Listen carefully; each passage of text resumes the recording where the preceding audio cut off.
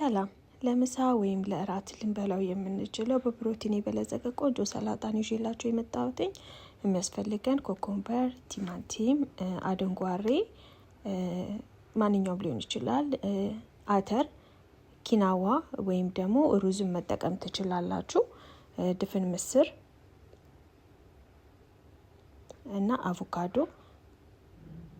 ፐርሲል እናደርጋለን። ለሱ ማባያ ሶስ ደግሞ ነጭ ሽንኩርት፣ ብላክ ፔፐር፣ ጨው፣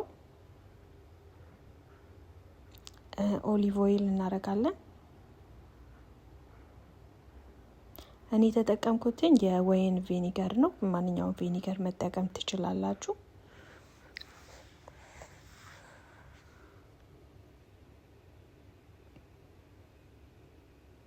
ሎሚ፣